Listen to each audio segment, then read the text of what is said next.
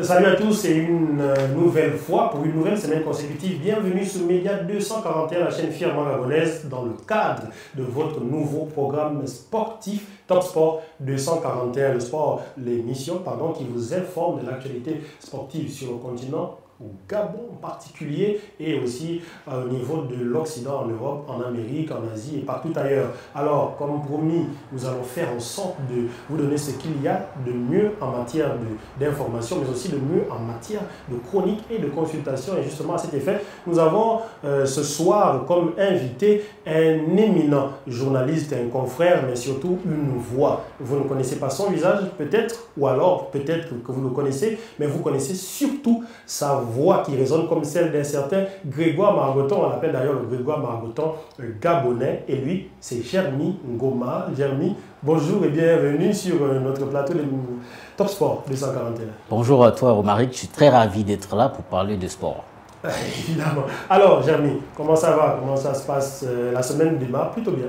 Oui, exactement, ça démarre plutôt bien. Nous sommes là, nous essayons de chercher un peu partout des informations concernant le sport, essayer de faire des analyses comme toujours, raison pour laquelle je suis là aujourd'hui sur ce plateau. Évidemment, et nous avons fait en sorte d'avoir Jeremy avec nous parce que son analyse sur le sport, sur le plan gabonais, est une analyse qui est réputée dans son genre, mais aussi sur le sport africain. Et nous allons parler dans la Récap Foot, comme vous le savez, nous avons la Récap Foot qui parle des activités sportives tout au long de la semaine écoulée, la Récap Basket qui parle de tout ce qu'il y a comme information autour du basket. Nous aurons pour cette édition-là une lucarne spéciale réservée à une athlète que nous avons découverte récemment et que nous vous avons fait découvrir. Mais cette fois, nous allons ajouter d'autres éléments. C'est dans une taekwondoïste qui s'appelle Emmanuel Atora Yege. Nous allons revenir là-dessus et nous allons évidemment avoir le Gabonais de la semaine parce que ça fait partie des rubriques que nous avons également dans le cadre de Top Sport. Mais avant d'arriver à tous ces éléments, nous commençons par la Récap Foot. Et Jeremy, la Récap Foot cette semaine, c'est en priorité les 23 qualifiés pour la prochaine Coupe d'Afrique des Nations qui va se tenir au Cameroun. Et 23 pourquoi? Parce que nous attendons encore une équipe. Je vous propose d'abord de regarder, ou alors plutôt de suivre la sensuelle et belle voix de Prisca Mariel dans cet élément. Les 24 équipes qui vont concourir pour le Saint Graal du football africain sont désormais connues. Des nouveautés, des retours et quelques couacs, la dernière phase qualificative de la Coupe d'Afrique des Nations 2022 au Cameroun aura été intense et surprenante à la fois. Certaines équipes avaient pris soin de valider leur qualification pour la phase finale de la CAN 2022 avant même les 2 dernières journées étalées entre le 24 et le 30 mars dernier. Parmi elles, l'Algérie, la tenante du titre, le Sénégal, finaliste en 2019, le Cameroun, qualifié d'office en tant que pays organisateur. Les 2 dernières journées ont permis d'affiner presque totalement la liste des finalistes. Le match Sierra Leone-Bénin a été remporté au mois de juin en raison d'un imbroglio concernant des tests positifs au Covid-19 et contestés par les Béninois. Les meilleures sélections sur le papier seront toutes ou presque de la partie en 2022, hormis la République démocratique du Congo et l'Afrique du Sud, 2 anciens vainqueurs de la CAN. L'élimination des Léopards de la RDC restera comme l'une des sensations des 2 dernières journées. Quart de finaliste en 2019, les Congolais ont sombré au Gabon 0-3 lors de l'avant-dernière journée. À sa décharge, Christian Sengui Biembe, leur sélectionneur, était privé de nombreux joueurs dont Cédric Bakambu, son meilleur attaquant. Au Cameroun en 2022, ce sera au tour des Comores et de la Gambie de disputer une phase finale pour la première fois de leur histoire. Les Comoréens ont validé leur qualification grâce à un match nul obtenu à Moroni face au Togo, 0-0 le 25 mars dernier. Les Keulakante, affiliés à la CAF et à la Fédération internationale de football depuis 2005, arrivent enfin à sortir de poule 16 ans plus tard. La Gambie, longtemps cantonnée à l'anonymat, est en phase ascendante. L'Éthiopie, le Soudan, le Malawi, le Cap-Vert et la Guinée équatoriale de retour. Madagascar, révélation de la CAN 2019 où les Baréas avaient atteint les quarts de finale face à la Tunisie, 0-3, ne verront pas le Cameroun alors qu'un succès face au Niger suffisait à leur bonheur. Tenus en échec 0-0, ils laissent leur place à l'Éthiopie, dont la dernière apparition à ce niveau remonte en 2013. Les Africains de l'Est seront également accompagnés par leurs voisins soudanais. Le Soudan n'avait plus participé à une phase finale depuis 2010. Le Soudan n'avait plus participé à une phase finale depuis 2012. Il faut remonter encore plus loin en 2010 pour y retrouver une trace du Malawi qui avait quitté le tournoi au soir du premier tour. Le Cap-Vert et la Guinée équatoriale ont également mis fin à une attente un peu moins longue. Les deux sélections n'avaient manqué que les 2 dernières éditions. Si la Sierra Leone devait éliminer le Bénin en juin, elle reviendra en phase finale après une éclipse de 26 ans. Alors, vous avez pu le suivre avec moi, Jamy. On a suivi cet élément de Prisca Marielle et qui nous parle de ces équipes et il y a presque tout le monde. Effectivement, il y a presque tout le monde. Nous sommes d'abord très contents de voir que ces équipes-là sont là. Aujourd'hui, cette CAN se déroule sous un nouveau format, il faut le dire. C'est vrai que c'est la deuxième du genre sous le format de 24 équipes, voilà, il faut le dire. Donc nous sommes très contents déjà de voir qu'il y aura plusieurs équipes lors de cette CAN. Ça nous ravit déjà de ça. Aujourd'hui, nous allons parler plutôt de certains cadors de cette CAN, puisqu'ils sont au rendez-vous aujourd'hui. Donc ça nous fait énormément, on va dire quoi, on va dire... Plaisir, peut-être. Oui, plaisir de voir le Nigeria qui est là, le Mali, le Sénégal, la Côte d'Ivoire qui sont au rendez-vous. Ce sont des très bonnes équipes. Donc, je pense que ce sera une CAN plutôt difficile à jouer parce que c'est vrai qu'aujourd'hui, le football moderne fait en sorte que même un petit pousset peut justement inquiéter le cador. Donc, il faudra quand même faire attention.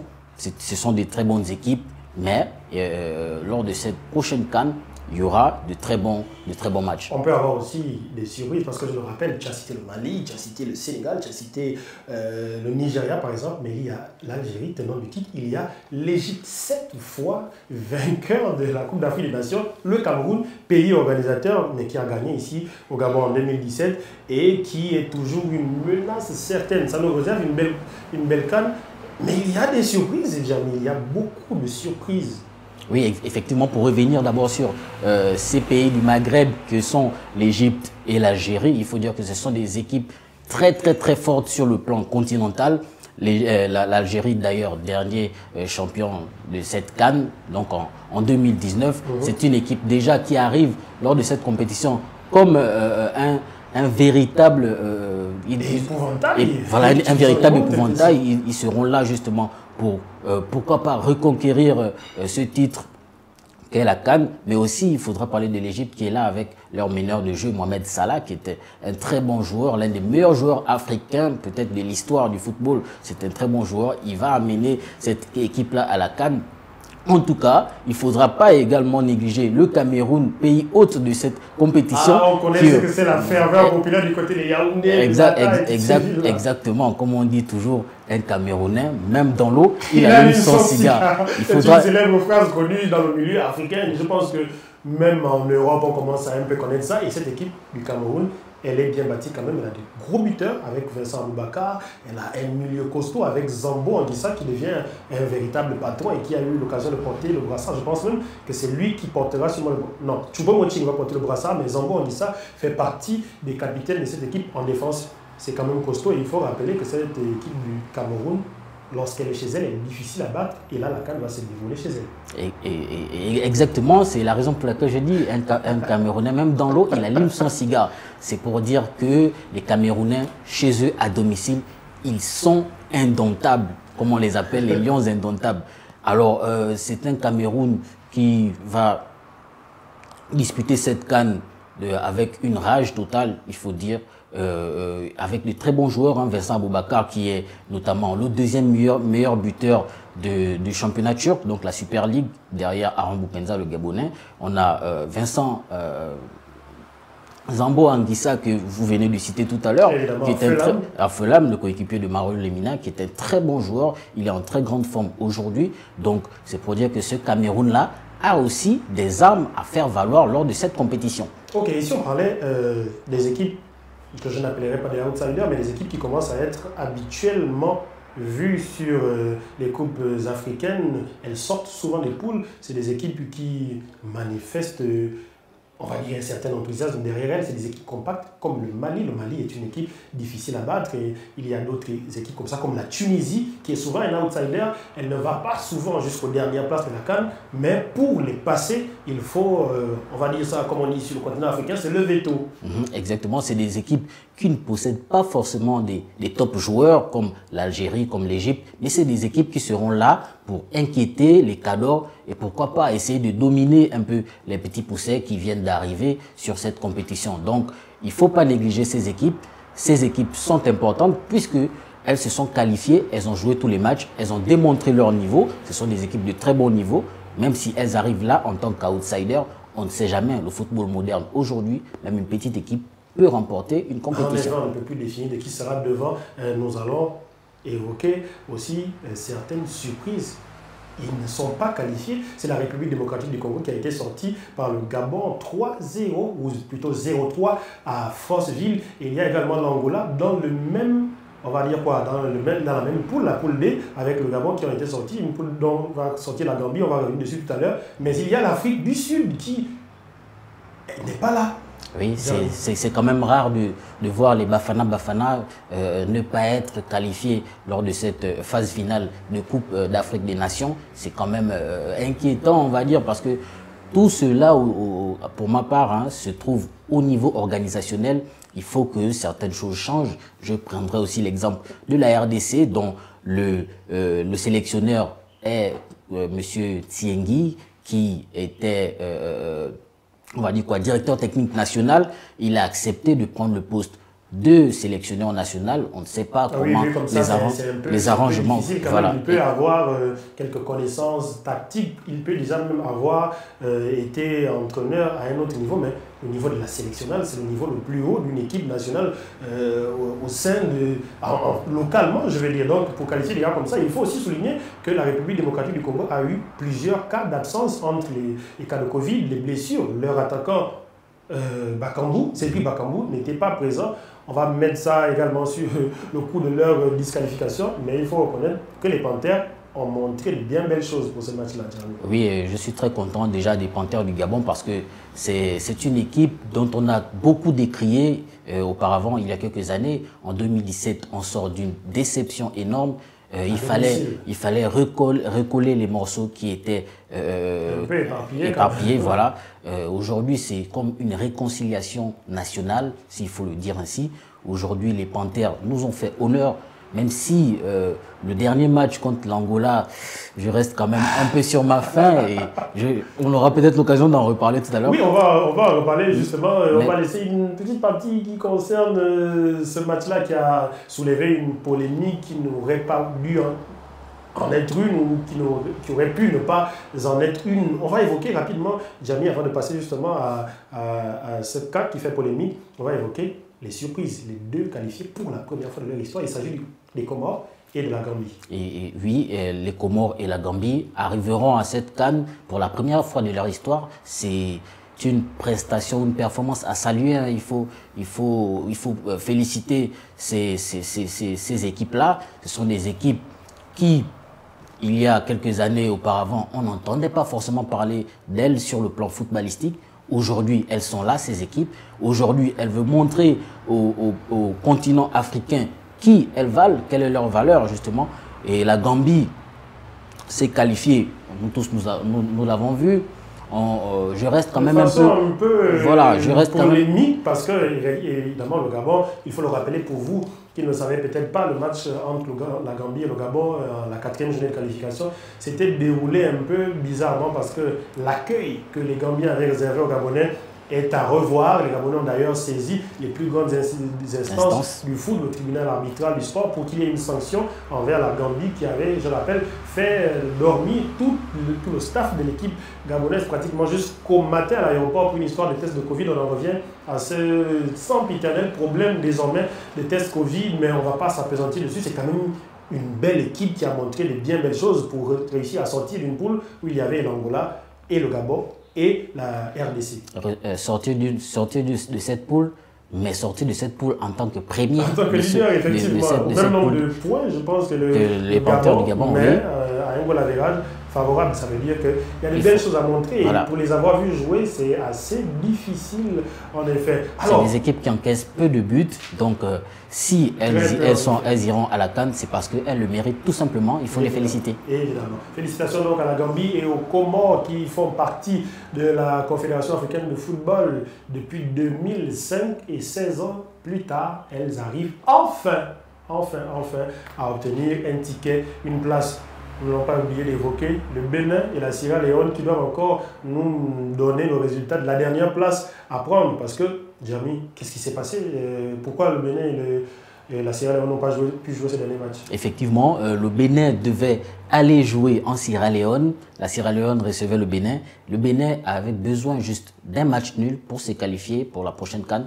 Mais il y a eu quelques petites imperfections. Arrivés au stade, les Béninois ne sont pas descendus du terrain parce que... Ah, ils nous ont fait une nice main quand même, mais bon, peut-être pas pour les mêmes raisons. Non, pas pour les mêmes raisons forcément, mais les raisons sont que la fédération sierra-léonaise, s'il faut le dire ainsi, avait mis des tests positifs, c'est ce que j'ai lu sur certains articles, des tests positifs à l'endroit de certains joueurs béninois, qui plus est les cadres de cette équipe. Donc, vous comme moi, les cadres de votre équipe ne jouent pas un match décisif. Surtout lorsque vous avez fait vos tests et tout le monde était négatif et vous arrivez en face, on vous dit qu'il y a étrangement, on va dire ça comme ça, étrangement, 5 joueurs importantissimes de votre équipe qui ne pourront pas jouer parce qu'ils sont déclarés positifs. Donc, vous l'avez entendu, les Béninois ont refusé de descendre du bus et de disputer ce match. Alors, les instances ont décidé que le match devait être repoussé pour juin, le 6 juin, si je ne m'abuse. Bon, la date n'est pas encore effective parce que les fenêtres internationales, les seules fenêtres internationales sont celles de juin pour les éliminatoires de la Coupe du Monde 2022 au Qatar. Exactement. Donc, c'était le seul endroit où il fallait essayer de mettre ce match. Voilà, pour parce que nous rappelons, effectivement, la CAN va se dérouler au Cameroun en janvier 2022. Elle aurait dû se dérouler en 2021. Mais évidemment, vous le savez, la Covid-19 vient un peu rebattre les cartes à tous les niveaux. Et cela dans tous les sports. Jeremy. Et nous allons passer à la récap basket Jeremy. La récap basket, on va évidemment démarrer avec une compétition qui représente un peu désormais la Ligue des champions africaine. Elle a été mise en place par la NBA, National Basketball Association, qui est la plus grande organisation en matière de basket au monde et qui a décidé de faire en sorte que les Africains puissent avoir un cadre dans lequel ils se retrouvent et qu'ils puissent discuter des matchs de haut niveau et pourquoi pas être repérés par les grandes écuries. Je vous propose de suivre cet élément et tout de suite après, on va décortiquer avec Jeremy Ngoma. Elle aurait dû voir le jour il y a un peu plus d'1 an, mais la Basketball Africa League, en abrégé BAL, va finalement se tenir du 16 au 30 mai prochain au Rwanda, avec 12 équipes, dont 6 championnats nationaux fixes que sont l'Angola, la Tunisie, le Sénégal, le Nigeria, le Maroc et l'Égypte, pendant que les 6 autres qualifiés devront passer par des tours préliminaires. En effet, cette compétition aurait dû faire ses premiers pas en mars 2020, mais pandémie de Covid-19 oblige, les grands débuts de cette compétition avaient été reportés. La Basketball Africa League, en français Ligue africaine de basketball, est une compétition de clubs de basketball qui remplace la FIBA Africa Basketball League qui s'était déroulée de 1972 à 2019. En effet, c'est le 16 février 2019 que la NBA et la FIBA avaient annoncé la création de cette ligue. Le président de la NBA, Adam Silver, déclinait les contours de cette nouvelle compétition. Elle est dirigée par le Sénégalais Amadou Gallo Fall, vice-président de la NBA et directeur du département Afrique depuis 2010. À ses côtés, on retrouve le Mozambicain Hannibal Manav, président du conseil d'administration de la Ligue, et le Ghanéen John Maneo Plange, qui est, quant à lui, vice-président, chef de la stratégie et des opérations de la BAL. Les 12 équipes disputeront la saison régulière avec un protocole sanitaire strict et pour cette saison si particulière, la compétition prendra la forme d'un tournoi avec les 3 groupes de 4 équipes et seulement 18 matchs joués au total. Après cette première phase de groupe, les 2 premiers de chaque groupe et les 2 meilleurs troisièmes, soit 8 équipes au total, sont qualifiés pour les playoffs avec des tours joués en un seul match. La finale de la BAL est prévue pour le 30 mai prochain. En clair, la première saison va se dérouler sur 14 jours. C'est à Kigali au Rwanda qu'aura lieu la toute première édition de la BAL dans une sorte de bulle afin d'éviter aux participants d'être au contact de la Covid-19. Un protocole sanitaire des plus strictes y est attendu. Alors, Jamy, nous voulons voir un peu une présentation globale de ce que c'est cette compétition. Et surtout, à l'intérieur de la présentation, nous avons vu que là aussi, ce n'est pas seulement le monde du foot, mais le basket a été beaucoup touché par la Covid parce que la compétition, la BAL ou alors la ABL sur le continent africain, BAL, le Basketball Africa League, qui est la Ligue africaine de basketball, LAB, devait se tenir en mars dernier. On va dire en mars 2020, et c'est au moment où la Covid démarrait. Les premiers cas se sont manifestés et ont se jouer comme l'avant de l'événement dans 6 pays, les 6 pays principaux de cette compétition. Mais cette fois, elle va se dérouler principalement à Kigali dans une sorte de bulle sanitaire pour qu'elle puisse se jouer, parce qu'aujourd'hui, il faut faire avec la Covid. Et effectivement, comme toutes les autres compétitions, le basketball n'est pas en reste. Hein. Donc, c'est une très bonne initiative de la part de la NBA d'avoir créé justement cette compétition qui permettrait de faire en sorte que les basketteurs africains puissent avoir une meilleure visibilité pour pourquoi pas aller justement continuer leur progression, leur carrière, voilà, du côté de la NBA qui est le meilleur, on va dire, le meilleur championnat mondial, voilà. Il n'y a même pas d'équivoque à ce niveau. Voilà, effectivement, ce que nous déplorons un peu, c'est par rapport à la Covid-19 qui est venue tout chambouler. Cette compétition aurait eu lieu depuis mars de l'année dernière, tout comme le football. Et aujourd'hui, l'initiative quand même que je loue, c'est celle qui a été de l'organiser sur une seule ville, comme la Ligue des Champions, on va dire, qui a été à partir des 8e de finale organisée dans un seul pays, au Portugal. Voilà. Donc l'initiative est à saluer, elle est très louable. Elle est très louable. Alors, vous aurez l'occasion de regarder cette compétition qui va démarrer dès la fin de ce mois d'avril. Elle va se tenir entre 2 et 3 semaines maximum. On aurait dû être à la deuxième édition cette année, mais ce n'est pas bien grave tant qu'une solution a été trouvée pour que ces acteurs du continent africain puissent continuer à jouer. Nous rappelons que la NBA, que l'Afrique, produit un nombre incalculable maintenant de grands joueurs pour la NBA. On a un Joel Embiid qui va d'ailleurs, qui reprend la compétition parce qu'il était blessé pendant un certain temps. Les Sixers ont bien besoin de lui et son retour va faire en sorte que leur performance soit encore plus grande. Mais Pascal Siakam du côté de Toronto, dans cette franchise canadienne qui joue aussi au compte de la NBA. On a des joueurs, on va dire quoi, qui sont d'origine africaine comme Giannis Antetokounmpo, mais qui, c'est vrai, joue pour la Grèce. Mais la Grèce peut évidemment remercier le continent africain pour la production de tels joueurs. Nous allons évoquer la NBA, justement, on fait un bond directement, nous allons en parler comme ça en bref des résultats de la NBA.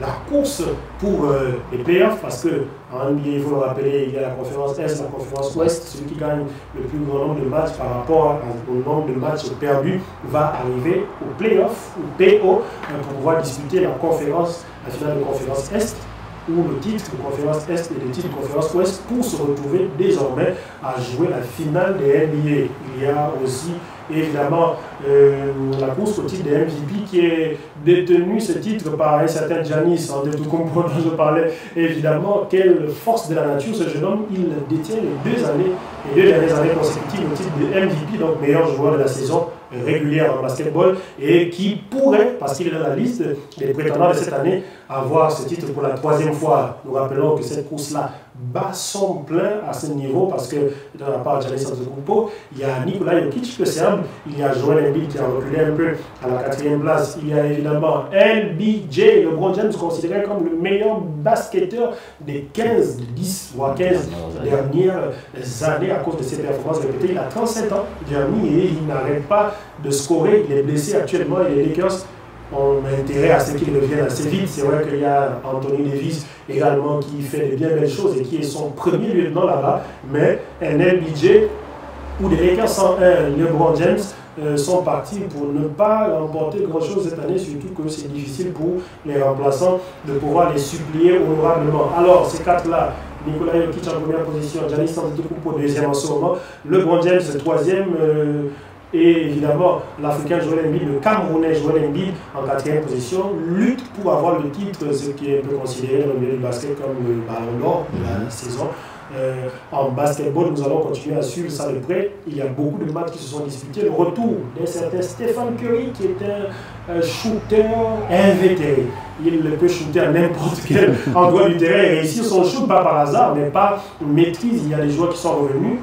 Mais j'aimerais parler avec vous, Jamy, des joueurs gabonais. Nous sommes au Gabon. Priorité, et le 241, la chaîne firma gabonaise ne peut pas ne pas parler de Chris Silva-Obam, notre seul représentant actuel en NBA qui part du Heat de Miami pour aller jouer dans une nouvelle franchise, les Kings de Sacramento, et il a déjà disputé 2 matchs. Jamy, tu as eu l'occasion de regarder Chris Silva?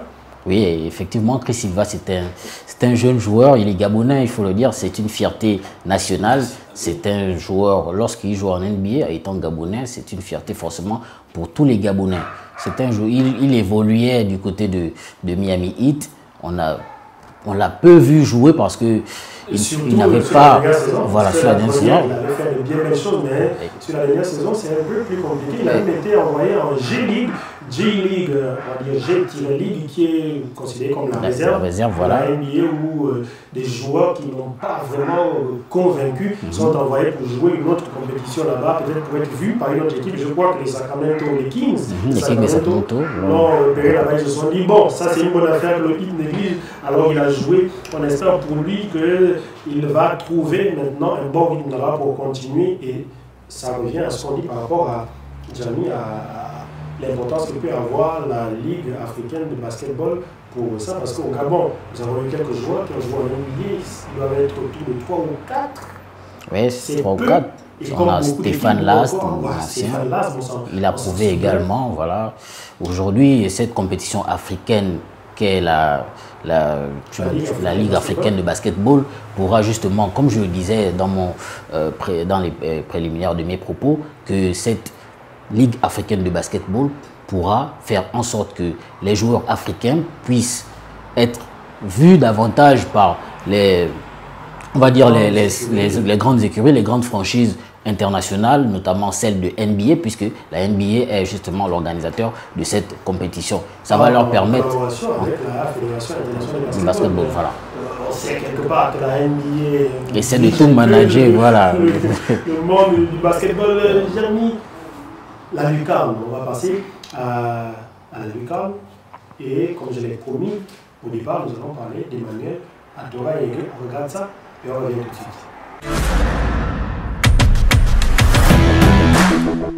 Elle est très talentueuse, elle a déjà remporté beaucoup de trophées et c'est justement pour cela que nous venons vers elle et pour en discuter aujourd'hui. Bonjour Emmanuel. Bonjour Monsieur Renard. Alors, comment ça va? Super bien, ça va. On cherche la forme mais ça va. Nous venons te faire découvrir à ceux qui vont nous regarder, qui ne te connaissent peut-être pas. Et je suis sûr qu'il y en a beaucoup qui ne te connaissent pas. D'abord, qui est Emmanuel? Alors moi je suis de tout mon nom, Atora et Emmanuela Jurielsi. J'ai 25 ans. Je suis née le 3 mai 1996 à Libreville. Je suis de Minzik, de père et de mère Fan. J'ai commencé le taekwondo en janvier 2021. Mais avant d'arriver dans le taekwondo, il y a eu un grand 2011, pardon. Avant de commencer le taekwondo, j'étais à fond dans le football. Mais vraiment à fond. C'est-à-dire quand je suis sortie des cours, je suis arrivée à la maison, je me suis changée. Terrain de foot. Direct. Incroyable. Déjà pour une jeune femme, c'est assez particulier. D'où est venu l'amour du football? Bon, le quartier où j'ai grandi, il y avait beaucoup de garçons. Donc facilement, je me familiarisais aux garçons et autres. Celui qui m'entraînait au foot au quartier est également maître de taekwondo. Donc mon maître formateur de taekwondo, qui est maître Lansky, Ndon Lansky. On a commencé au quartier Nzerayon, chantier moderne, 2011. Et tout est parti de là. Alors, nous allons parler précisément de taekwondo. Première compétition. Makoku, c'est ça? Makoku 2011, à 2 semaines de mon commencement, oui. du commencement, du début, mon maître. Mais avant la compétition, avant d'aller en compétition, une semaine même, le week-end, vu qu'on faisait des rencontres amicales tous les dimanches, chaque dimanche. Donc, En une semaine, on m'a emmené en rencontre amicale. Et le maître a vu que... On s'est rendu compte qu'une semaine, ça suffit pour avoir voilà. ce qu'il faut. Donc, à la deuxième semaine, nous sommes allés en compétition. Mais pas encore, pas assez de force dans les jambes pour mettre l'autre KO, même si je touchais la tête. Évidemment. Le médecin l'énervait. Mais bon, j'ai quand même obtenu la 3e place en 2 semaines en remontant sur Libreville. L'année qui a suivi, 2012, j'étais ceinture bleue. Je suis allée à Franceville. J'ai été médaillée d'argent. L'année qui a suivi, 2013, ceinture noire, Coupe du Gabon ici à Libreville. Le programme de travail journalier de notre championne est très soutenu. Généralement, les matins, elle démarre avec des séances de cardio et de fitness. Puis, en après-midi, des étirements et du travail sur la flexibilité. Et le soir, enfin, des feintes et des esquives. Vous l'aurez compris, 3 fois par jour, elle séquence sa journée en phase de travail précise, des phases qui se déroulent généralement en 2 heures de temps minimum chacune, et ce, sur 5, voire 6 jours par semaine. La phase matinale se déroule dans une salle de sport ou un lieu à l'extérieur de son domicile, mais celle de l'après-midi et du soir se déroule chez elle parce que, évidemment, nous sommes en période de Covid et il ne faut pas être trop loin de la maison pour pouvoir rentrer parce qu'en terre gabonaise, les mesures en rapport avec la Covid-19 ont été mises en place par l'État et il y a un couvre-feu à partir de 18 h. La seconde partie de notre entrevue se déroule donc chez elle et en compagnie d'un spécialiste du domaine, son compagnon et instructeur particulier qui est lui-même ceinture noire, 3e dan de taekwondo. Alors, Emmanuel a déjà fait un bout de chemin au sein de la salle du dojo appelé Razorback. Je sais que certainement ça vous dit quelque chose, là où vous êtes à Libreville, si vous faites du taekwondo ou pas. Il faut maintenant qu'elle sorte du Gabon. Elle a laissé son nom à Makokou, elle a laissé son nom à Libreville et maintenant... Emmanuel, après Makokou, après Libreville, médaille de bronze, médaille d'argent, ceinture bleue, ceinture noire, qu'est-ce qui s'en est suivi? Ce qui s'en est suivi, c'est une médaille d'or au Tchad. En 2014, nous sommes allés au Tchad pour le championnat d'Afrique centrale. Et là-bas, j'ai été médaillée d'or. Ce fut un grand plaisir pour moi parce que j'étais beaucoup attendue. Parce que vous savez, avant d'arriver quelque part, il y a quelqu'un avant vous. Donc, est-ce que celle qui est venue va faire des résultats? Quel sera le résultat quand elle va partir au retour? Est-ce qu'elle va continuer à percer, à foncer? Donc, c'était ça. Après le Tchad, 2014 toujours, nous sommes allés à Dakar pour la Coupe du Monde francophone. Et là-bas, malheureusement, je vais dire malheureusement, parce que suite à une blessure, je n'ai pas pu obtenir l'or ou l'argent. Donc je suis restée sur le bronze. Et on a enchaîné avec des compétitions en Tunisie, au Maroc, en France, en Russie pour le championnat du monde. Lorsque Emmanuela Tora nous dit qu'elle est revancharde par rapport à la Russie, c'est parce que quelque part tu t'es dit sur le coup, je peux le faire. Je pouvais prendre cette médaille d'or si les conditions n'avaient pas été difficiles, si j'avais eu une meilleure préparation par exemple. Est-ce que c'est ce que tu t'es dit à ce moment-là? Je me le suis dit et je me le dis toujours. Donc, au sortir de cette compétition, je sais que j'ai la capacité, j'ai tous les moyens de prendre cette médaille du championnat du monde, la mettre au cou et encore mieux, celle des Jeux Olympiques. Telle est ma vision, tel est mon objectif. Mais avant, il faudrait que je retrouve vraiment ma forme et je la surpasse. Nous vous remercions d'avoir regardé ce premier numéro de portrait dans Top Sport 241. Nous vous en réservons d'autres pour les prochaines éditions, évidemment. Et Emmanuela, merci encore de nous avoir reçus et nous avoir fait partager ton quotidien. De rien. Alors, Jérémy, je me dis que tu as peut-être entendu parler de cette jeune taekwondoïste qui en est déjà à une centaine de médailles, donc plusieurs, une dizaine ou une quinzaine en or sur les compétitions africaines. Oui, c'est une jeune très talentueuse, c'est une jeune taekwondoïste qui détient beaucoup de records au niveau national et au niveau africain également. Donc ce serait bien pour la sélection nationale, sinon le Gabon, qu'elle représente, qu'elle hisse au plus haut niveau les couleurs du drapeau gabonais. C'est une compétitrice, voilà, merci, j'y arrive. J'allais dire, c'est une joueuse compétitive, voilà, Ouais, okay. Voilà, c'est ça. Donc il faudra que justement la fédération gabonaise de taekwondo puisse mettre les moyens à bon escient pour la soutenir afin qu'elle puisse justement représenter le Gabon à cette compétition qui arrive très vite. Voilà. L'année prochaine, mesdames et messieurs, il y aura un championnat d'Afrique de taekwondo, une compétition qu'elle a déjà remportée à 2 ou 3 reprises, médaille d'or dans sa catégorie de moins de 59 kilos. Elle a un peu plus de poids parce qu'elle a connu longtemps une grossesse et elle semblait plutôt bien venue sur les éléments qu'on a vus. On ne peut pas savoir qu'il y a à peine un an, elle avait mis au monde un petit garçon. Nous allons surveiller ça de près. Il y a un nouveau président qui est arrivé à la fédération et il y a des championnats qui se profilent à l'horizon. Espérons qu'Emmanuela Atoa-Yere fera partie de cette délégation. Nous sommes presque au terme de notre numéro 2 de Top Sport 241. Pour ce deuxième numéro, nous vous remercions d'avoir pu le regarder. N'oubliez pas de partager l'émission, de nous permettre de grandir encore avec vous,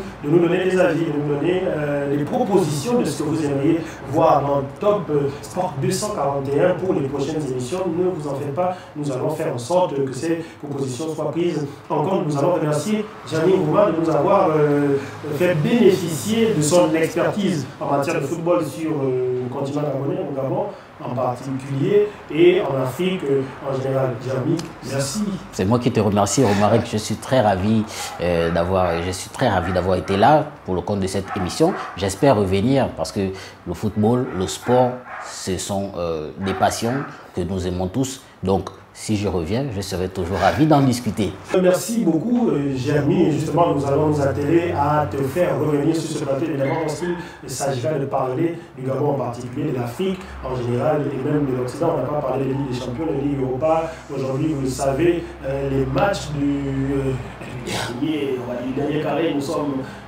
pas du dernier carré, les quarts de finale se déroulent en ce moment sur les antennes, sur vos télévisions en ligne. Et justement, nous allons en discuter dans les prochaines émissions qui a pris le pas pour la qualification en demi-finale entre les équipes qui vont s'affronter. Est-ce que Kylian Mbappé ira plus loin face à un grand Bayern? Est-ce que Erling Haaland ira plus loin lui aussi? Est-ce qu'on verra des grandes équipes comme le Real Madrid, 13 fois titré, arriver encore à avoir une quatrième, parce qu'une quatrième, on ne le sait pas. Nous allons devoir vous laisser. On se dit à la semaine prochaine, même heure, même antenne. Mais n'oubliez pas un peu de sommeil, un peu de croiser les bras, et la pauvreté vous surprendra comme un voleur et la misère comme un homme en armes. Au revoir.